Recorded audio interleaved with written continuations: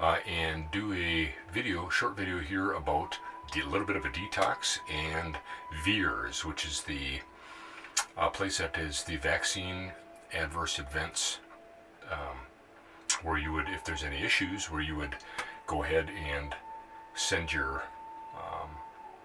complaint or send your experience in to the FDA. So anyway, this is right now I'm in the in the sauna, as you can tell. I just got done with my couple-mile walk, and so I'm in here getting a little bit of a detox. We've had this sauna for a couple of years now. I've had saunas for about 15 years. Far infrared sauna, so it's a low heat, but it's a deep tissue. It's fantastic to get a good sweat going, for detox, for blood cleansing, and all kinds of things. It's fantastic for the immune system, and you name it. Right now, it looks like we're at, it's only about 116 degrees. This will get up to about 135. And I just wanted to show you how I got it set up here. I got to help warm it up. We got just a little fireplace down there. But outside here, actually, I've got to run through the wall of our sauna here, and that's a nebulizer. It's all set to use. Actually, I've got it. It's coming through the wall here. The tube coming through the wall, and I've got the mask up there, and I've got the cup hanging here. So when I'm ready to use it, I was hoping to do it because I could show you how I actually put some of the products in different minerals and peroxide and stuff like that inside that cup to fight all kinds of ills, whether it's fungus, whether it's virus, whether it's bacteria.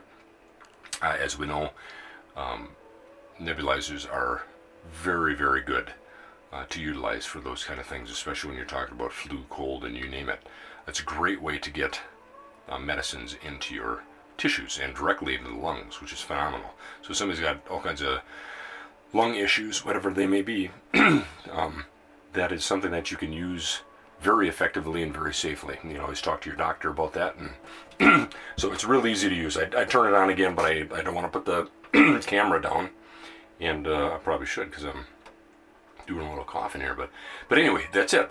So you just simply put it on, and I'll reach out and turn it on and run that for about 15 minutes, and we're good to go.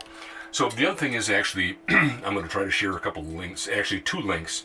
The one that shows you the amount of symptoms that are being admitted by some of these vaccine companies, that they, of course, they say there's no correlation, but why would they put them down as a symptom, a possible symptom, if there weren't? So this is what the federal judge has made Pfizer, I believe it is, put out all those papers that they wanted to keep hidden for 70 years, I guess it was, till 2085. And now most of that stuff is coming out in the open, and many of us knew this kind of stuff was what was going on anyways, because that's their history.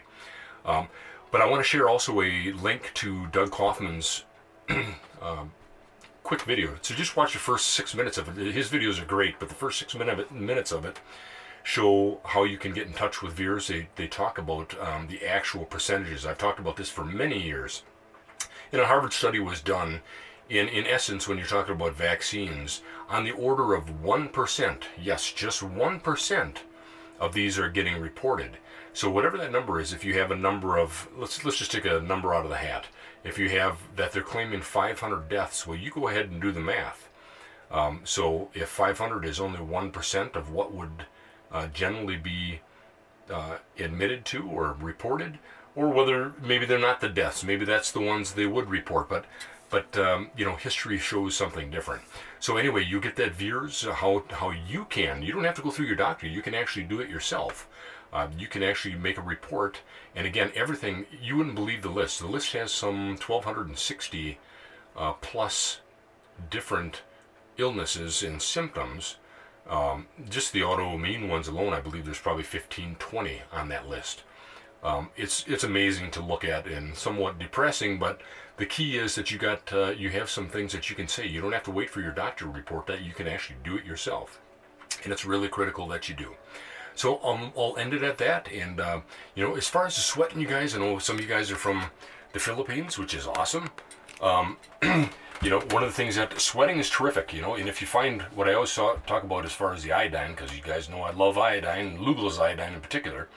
One of the key symptoms of low iodine is inability to sweat. And you guys that are sweating, and you need to know this, and especially if you're in the Philippines, the other metabolisms are different, this, that, and the other thing. But when you sweat, that's basically a mineral soup.